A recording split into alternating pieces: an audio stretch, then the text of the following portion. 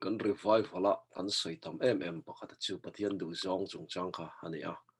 tugina potoi te in kan en la dona tin helai hian hei saprong te po kan chir thiam veka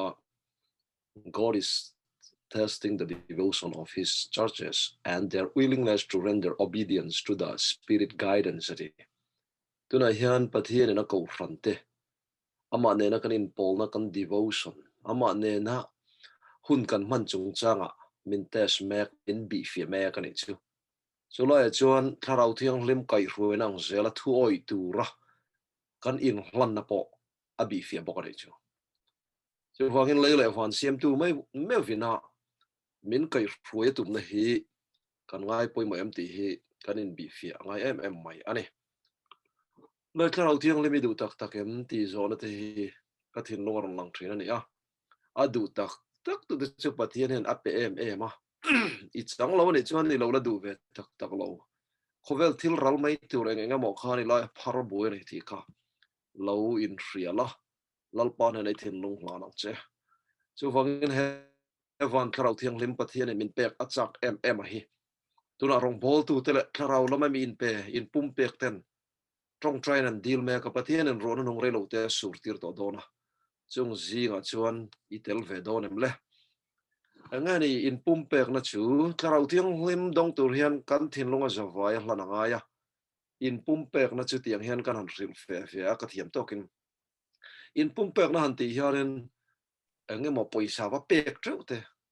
kan in le lo zong zong pek treu lam pang kha ni ngot lo wa in pum pek na chuan pathian Thlarau vin adu anga min ruai thena tura pathian ne in pek mai khane chu pathian Thlarau thunun tura ma ni in da zalen na in neutralize na khane chu mi ring du zong kan da to lo pathian du zong kan vain da lu ta ne chu ta chuan in le lo zong zong te po hral tur ati po hral thei tur kho in na ka ban san la rong bol tan ro ati po tran thei tura kan in hlan ngai ani le hei hi Thlarau Thianghlim kan don na tur ni tlat maya chu Thlarau Thianghlim baptisma pathian du zonga va in da lu fam kim vek na nei tur chuan ni zana kan sermon ang khanen lali suam mangai na te kan ta na tor na te kan ta na in pek na thuk zia de kha kan thin lunga kan da lu fo ngai ni kan ti to kha chu wangin he Thlarau Thianghlim baptisma chang tur hianin kan thin lung kan hlan phal tlat si lo chuan a in baptizo tlat si lo wa pathian hruayang angom tur kan hlan lo chuan a thei lo wa hei hi a logic a kha kan ngai to angai ne chemo a in chop chho da na kha hemi ti si lo Thlarau Thianghlim lo dil fe kha chu eng ang pon di la kan mu dong lo ne chu tuna hian seven advantage ring tu te tong trai na hian khovel avel chok chho me ka hei hi ruan nung hemi wang hena lo thleng do na ne pathian thil pek zinga ro pui ber mai the greatest blessing that God can give to man is the spirit of earnest prayer trong trai ur su na hi pathian Thlarau pol na chang tu te chuan an hlan thei thina hei hi pathianin Thlarau wa minang khoi tran tira khan pathian min pe fe tlat maya kha trong trai ur su na han trong trai chu anuam em maya potlai var trong trai thena te pokamin lo pen ni chu seven eight lang ani som chong hai trong trai kan nei kan an trong trai chu lai var trong trai te hi hu phurom de wang hian langa Thlarau min om pui chuan mo khua lo var ngot mai ni chu testimony te kan ngai thla kan zaya thu te kan soi ba kan trong trai ya khua lo var mai trong trai ur sun kha oma kha tianga kan an trong trai tak tak chu seven eight langa kimi aizo seven eight lang che vel kimi bul vel an advantage om te po kharon common chak tok mai ni chu chu wangin tu nem pathian ko fran hi Thlarau kan om Thlarau kan khanga ya kang tiang ani kha chuan kan che vela mitam takten he Thlarau ur ron chok tur hian Thlarau chor ei tur rong kal dor ani angan soi fo tong in ril ru chan ve lekin pathian a dor chi lo wa ril ru chan ve pathian na poi tho chi ne lo wa kha ti anga thok tu te chu pathian na pom dong lo ani ti ka mu ni ti top mani lal pa zong le chuan thin lung zong zong le ngai tu na duwa chu tiang ani lo chuan eng ma adu lo zo ka ti nei chu lali chuan a thin lung zong zong a eng kim mai kha itan le ka ta na ron na thin lung zong zong kha le kan ngai tu na zong zong kha a phut ve chú chú lan phal lâu này chuan adu lâu lâu lâu so Thlarau vì nó bol thầy lâu chơi hè thui cái rêu rục khỏi lụt tu mani in ngay lụt nó nol vector ra mani in tiruak thầy cái ông lâu tin long zong van la na in tiruak khá kan thầy lâu ta amara chú kan rem ti na kan permission mo lalpa in tiruak hay cái thầy lâu cái tin long zong cái lan thầy lâu tin long chân về in cái ông phô truyền tùy lại rapin cái ông phô truyền mà sẽ in ti ruột về cái đủ cái tin long zong lan cái đủ tia rem ti na permission kan pek chọn lalpan tin long zong lan thầy tôi mình chọn pui đó chú tia mà kan lâu ti chọn thara vin kan lâu khát đó này chú khala ya kha allergy ka kha kan riết thiểm zel cái đủ cái mà nên kan tin long he as a fine patien này là kan lan thầy lâu lan turin chắc na kan nei lâu cái này chú mà sẽ rem ti na permission kan pa pek chọn lalpan na thok đó này amen chú vâng chuan hay bôi một khóc mày à thiên lũng chân về lan tu te khá tu làm trăng nghe này cái gì khá sẽ tên là làm trăng này tốt mày này chứ bây giờ là con sợi thui là phong à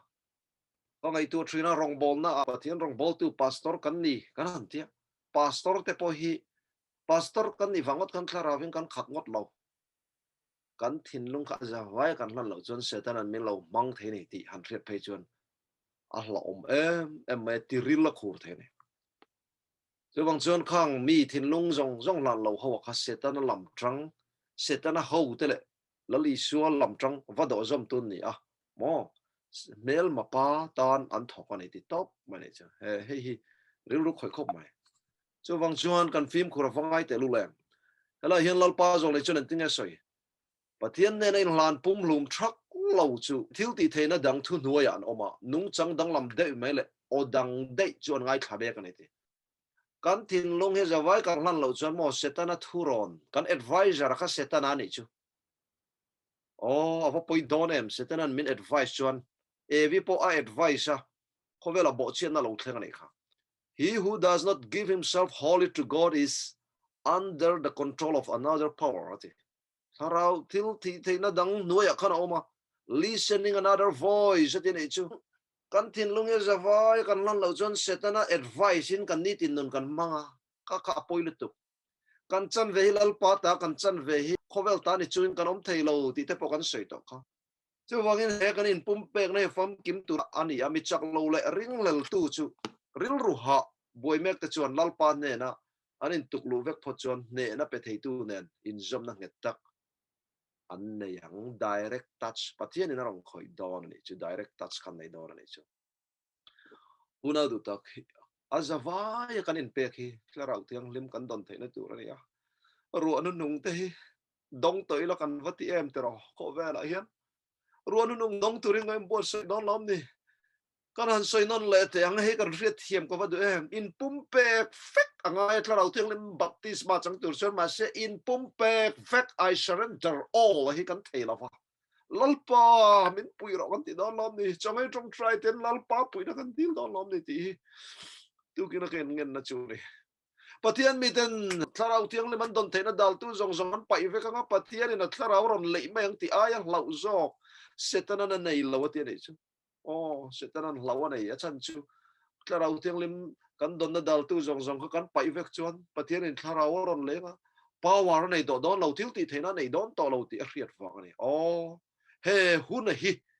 tu na hian kan nga lel ber le kan bot sai na tu nei don lom ni kan zawai kan tinlung zong rong bol na kan hlan huna pathian in a hriat pui na tilangin a Thlarau chu tiam chin om lovin ron sur tir don ani chi without measure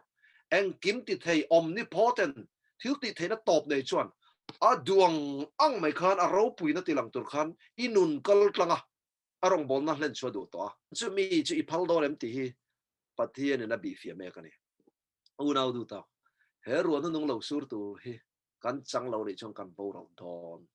chatuan nun na kan chan don ni chu chatuan bo ro na kan lu to na he ruan nun nung hi dil ro ti lalpa na zong nei kaut langa min fu yang hian kan dil don lom ni setan hian hlau an ya setan te hi kan lo hlau thina mi tam tak chuan al hlau te po hi kan riat fe ngai pathian kan in pumpe ka tul sia kan riat hi setan an hlau em mai ani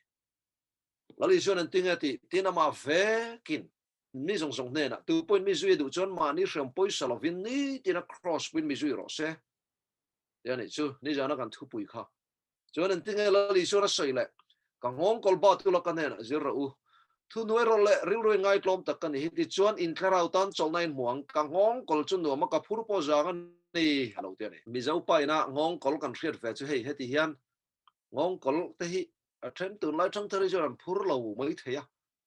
ngong kol ten labat lo mai the ke chu ka phur ve rep mai so thing te bu te ka phur ve rep mana Bible ngong kol ati ero hi chu heti ang ngong kol hi ni lo ni ti kan hriat ka du ne ngong kol ati ero chu heti ang ngong kol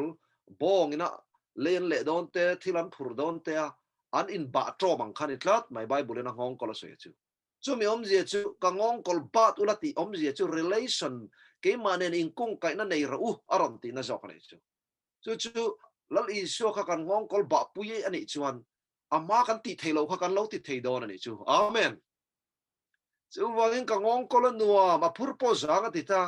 kan phurit ni thin kha isu ne na ngong kol kan ba dun chuan rit kan ti em thin te kha lo zang don thlem na kan do zo lo te kha kan do zo don ti na ni chu lal isuan thu min ti mi varo pui te lu le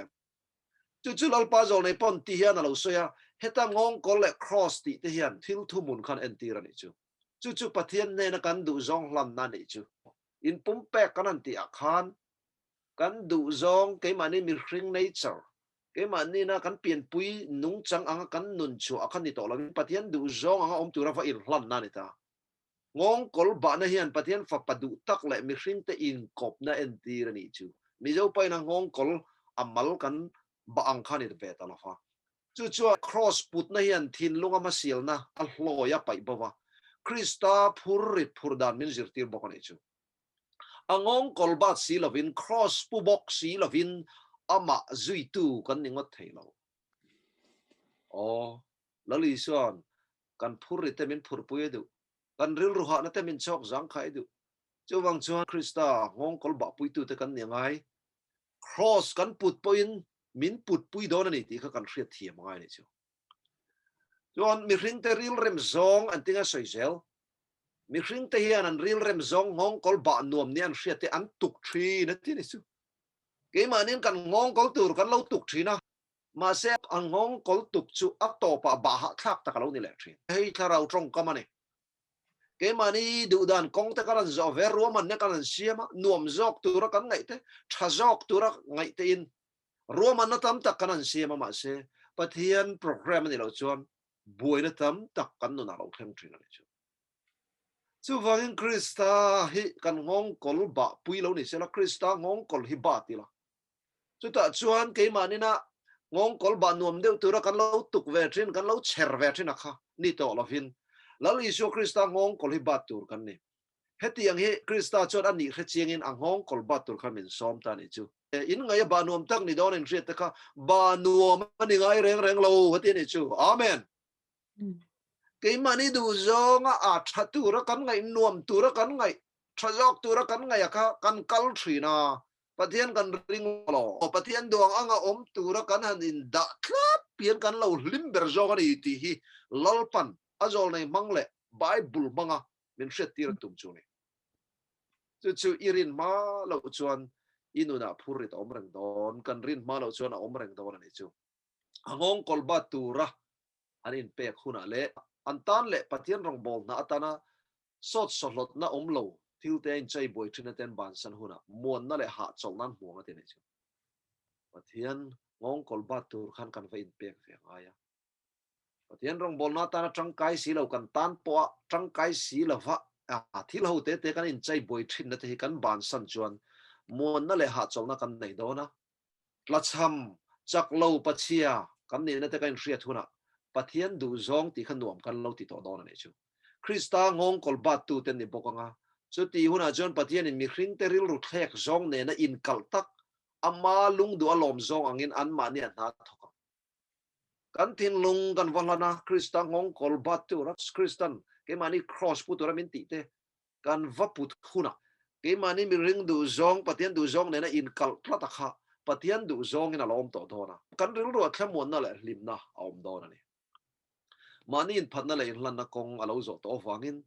anun na pek ma lo chona hoi kir le ngai to lo atan lal thut thleng le cross in kara chawna aum lo ani chu wangin una du tak lal Isu Krista cross te tu gina hen thlir no ne la lal Isu Krista cross min mangai na te atong try na te hi kan zirna kan ting longi azavaya kan hlana Isuan athi na tura po apa thu a oi apa program a oma hovel mi den chatuan na kan lo ne ang khan cái mà ni po patien thu anga oma patien du zong kan an lan fel khap chuan na ro pui lutuk tak mai kha kan cái mà ni kal tlangin patien na thok dona thin lung in lan vekte in pumpek vekte patien Thlarau vina man thei dana hi top chin na nei lo ne chu limit om lo ne chu mi tur chon patien na mang du chia patien in min mang du a tu kan zi nga hian tu ti anga patien na min man thei na tur chuan kan thiên lung hi azava in kan lan phal ve to don lom ni kan han soi non leng kan lan phal lo thina lan du na po kan lo nei lo thin lan turin chak na kan nei boxi la fa amaro chu na hian khowela top don to beram no kal na pi ga zui tu noi khat sing li sang li te jing kan tel ve te na tur a character ka chu lalpa i duang angin min shwera kan i tin nu na hian i duang anga hun mang turin min ti changang che kan ti cheu na khan Thlarau chu ron cheta a pathian o te kan thre thina ni ke ma po pathian o ka ril ruat chiang lu tu ka ron sei theina chana chu ka thin lung ka zawain ka peto a I surrender all ta to maya kha ka in pek che khan pathian o te kha kan lo thre ta re chu una du ta pathian o i rianga i du zong kha i pian pui nung changa kha pathianin ama du zong le anung changin ron thak dona ruama sa changin ruana nung thil ti theina thua me nianga testimony ro pui tak nen van kho pui kan thlen huna beram no le mosia la kan sa kan testimony anga kha midangin min sak pui thei mai lo tur a unique mai kha om dona ni tur zon tu kan jinga hian pathian du zong om turin kan rin hel na te da boila kan du zong le kan roman na aya thazok hian pathian min shoi dona ni ti ringamin pathian ne nei hlan thawang u lalpa na tharin malmin som thero se amen